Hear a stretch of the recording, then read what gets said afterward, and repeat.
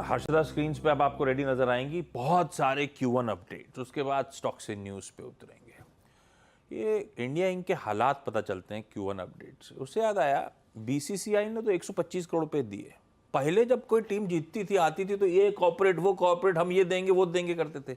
इस बार किसी ने ऐसा अनाउंस नहीं करा है। ये हालात बिगड़ रहे हैं क्या इंडिया इंक, ऐसा मानो क्या?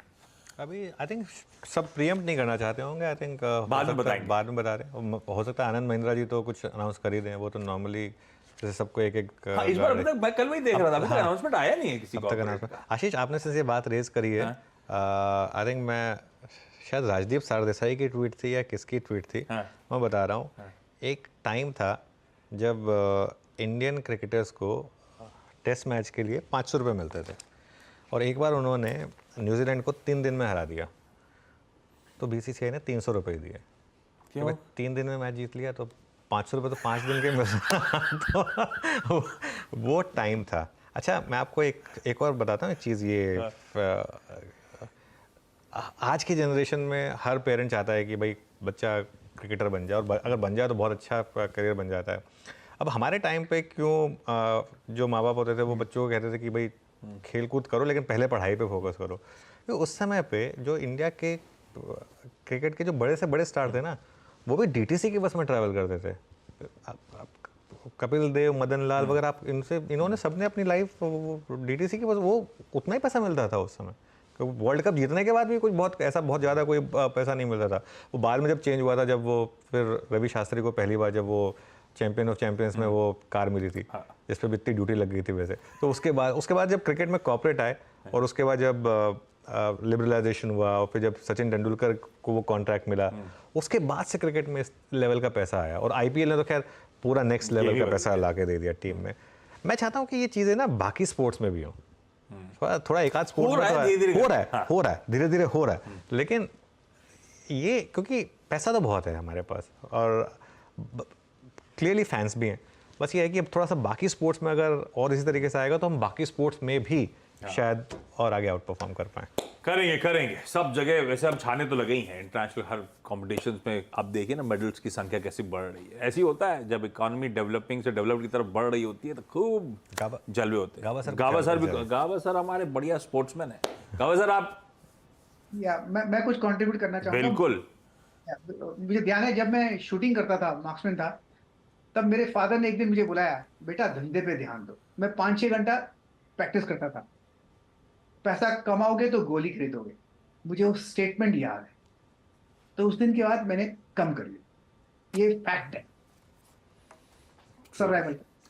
नहीं, अब तो बदल रहा है खैर स्पोर्ट्स का रुझान इस देश में। खैर चलिए अब आगे बढ़ा जाए। इंडिया इंक की माली हालत है कैसी, अब बताते हैं आपको। पहले दिग्गज एचडीएफसी बैंक के साथ शुरुआत करेंगे। इसके लिए पोजीशनिंग कैसी है, मानस के पास चलेगी। मानस, आप चार्ट रेडी रखना, आता हूं आपके पास।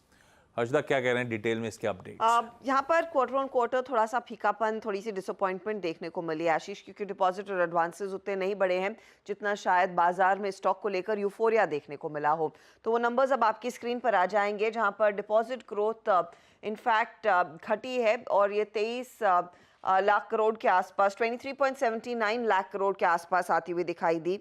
आप गौर करिएगा, यहाँ पर कंपनी ने जो एडवांसेस दिए हैं, पिछले क्वार्टर में ये 25 लाख करोड़ के ऊपर के थे, अब की बारी 25 लाख करोड़ के नीचे आ रहे हैं, करीब 24,87,000 करोड़, यानी कि 0.1% तक का डिक्लाइन यहाँ पर देखने को मिल रहा है।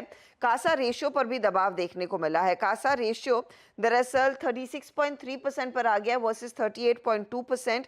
यहाँ पर आपको ध्यान देना है कि सेविंग डिपॉजिट्स में आधे % तक की गिरावट क्वार्टर ऑन क्वार्टर आधार पर देखने को मिल रही है। ये कासा का डिटेल ब्रेकअप है कि कितना प्रेशर देखने को मिला है, और साथ ही साथ जो क्रेडिट डिपॉजिट रेशियो है वो करीब 104.5% के आसपास आई है वर्सेस 105.4%।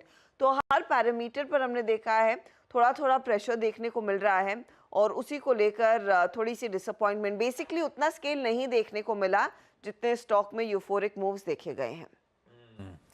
तेजी तो बहुत हुई है, और खैर तेजी के पीछे रीजन कुछ और भी थे, ना सिर्फ Q1 अपडेट से पहले का, लेकिन वो तो खैर पैसे इनफ्लोज आने के पीछे एक बड़ा रीजन था, जो मूड माहौल बदल गया, और एफआईएस की सेलिंग जो थमी थी।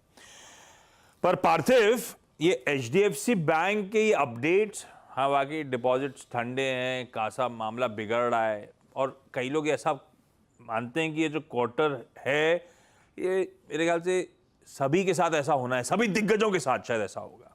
तो उस पर्सपेक्टिव में देखते हुए एचडीएफसी बैंक का ये अपडेट कैसा, और आप लोग का स्टॉक पे व्यू क्या बन रहा है?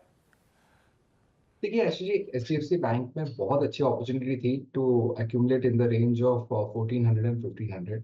हिस्टोरिकल लो पे वैल्यूएशन चल रहे थे और उस टाइम पे यही एस्टिमेट थे कि आगे जाते जब भी एफपीआई के फ्लोज आते हैं तो एचडीएफसी बैंक जैसी कंपनी में ये वैल्यूएशंस पे तो डेफिनेटली आएंगे। और हमने देखा कि पिछले महीने ऑलमोस्ट 9000 करोड़ का एफपीआई फ्लो है और फाइनेंशियल सर्विसेज कंपनीज जो है उनका रिलेटिवली काफी री रेटिंग हुआ।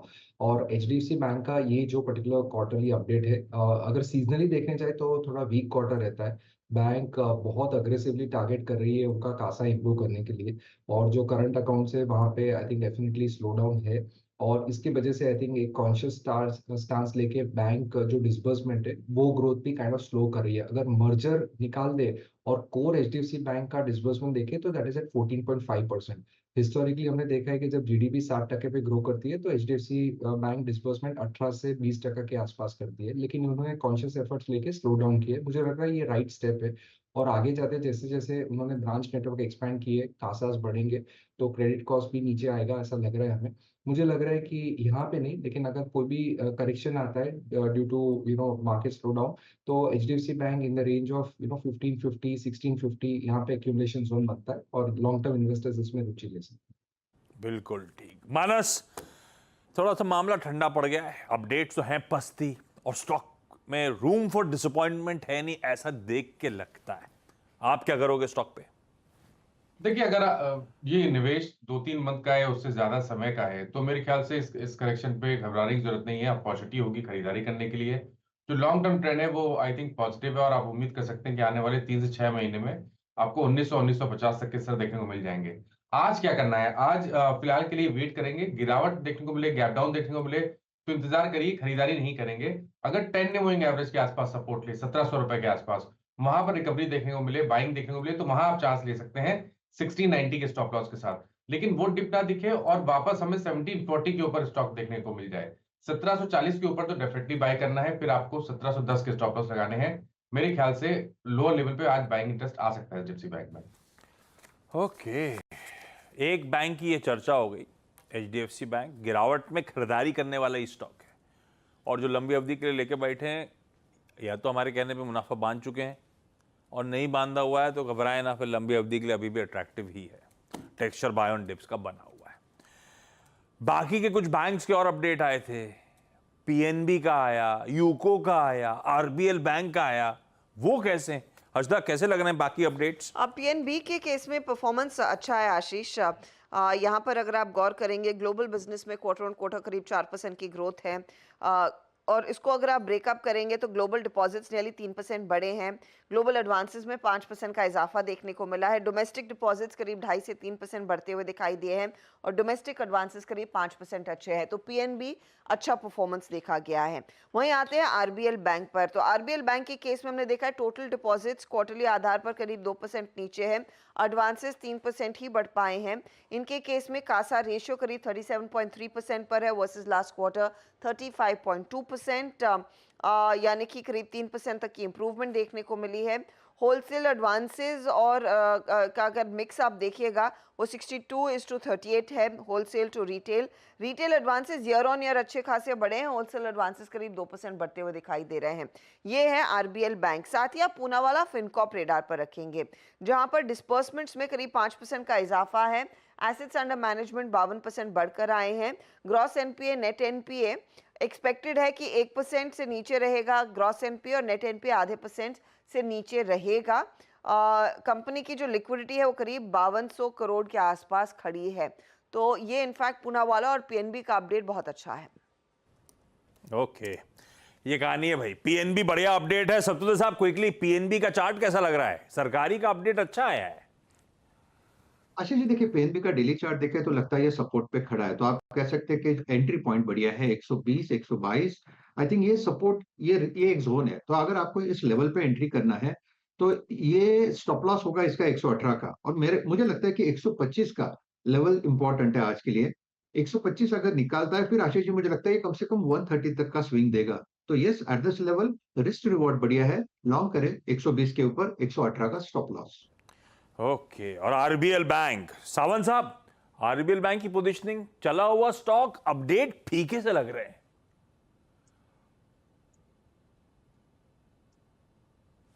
तो यहाँ पे आशीष जी अगर हम देखें तो एक ब्रेकआउट की कोशिश हुई थी, जो हमेशा की तरह करीबन 270 275 इस जोन से ये स्टॉक काफी बार 4 से 5 बार रिएक्ट कर चुका है।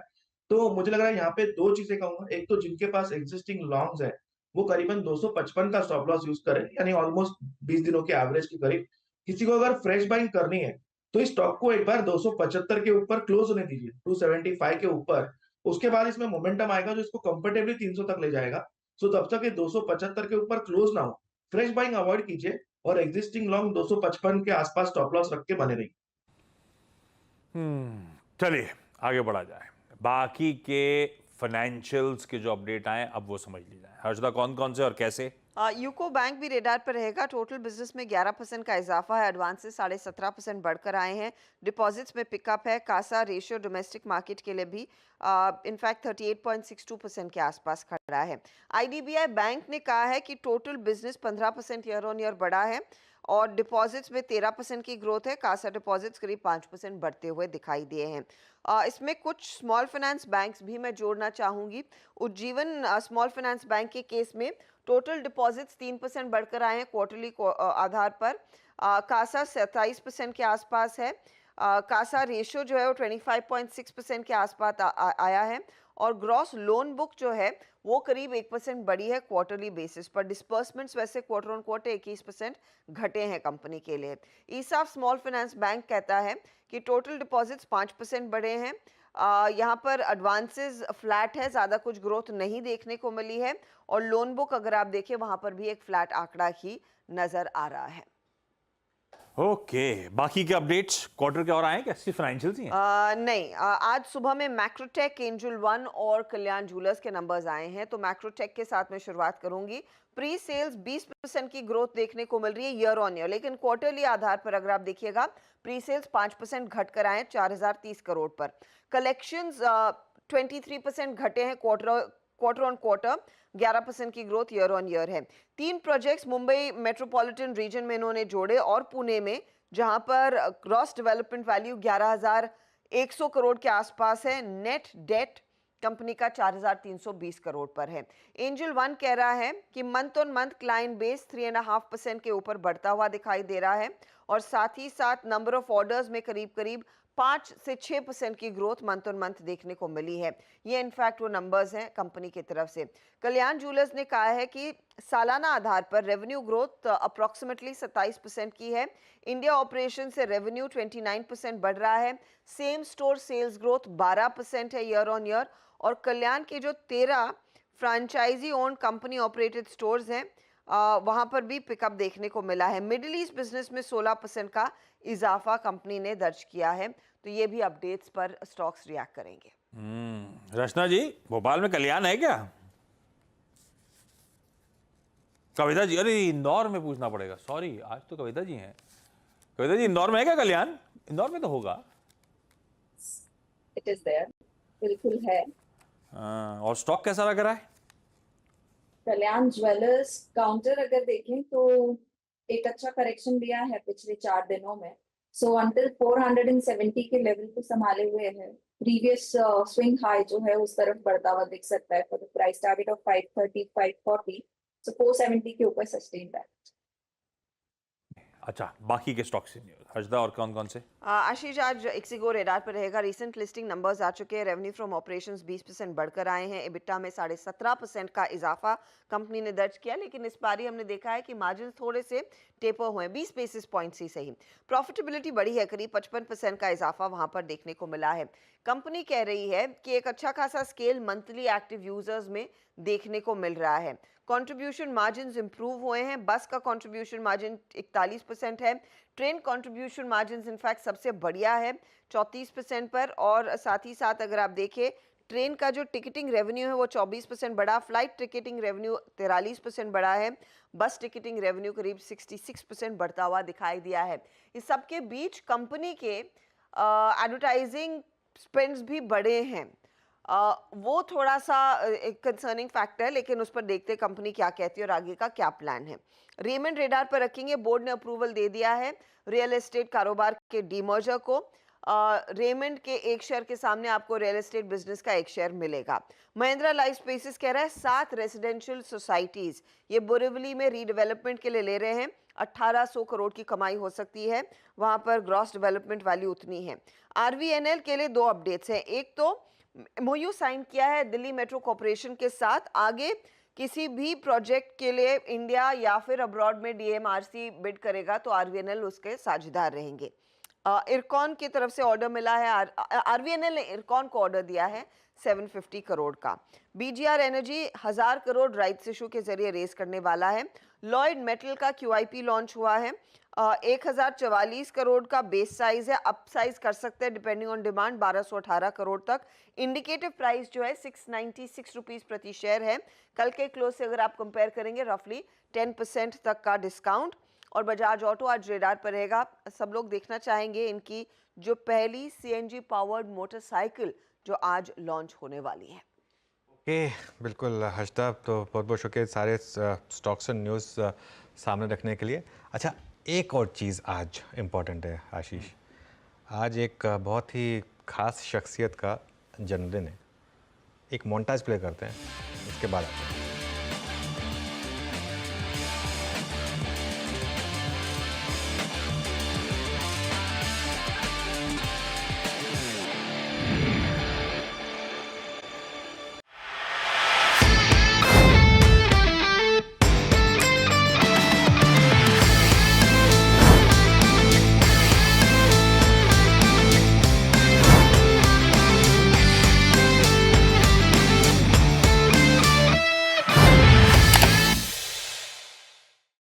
बता दें कि मनी कंट्रोल पर दिए गए विचार एक्सपर्ट्स के अपने निजी विचार होते हैं।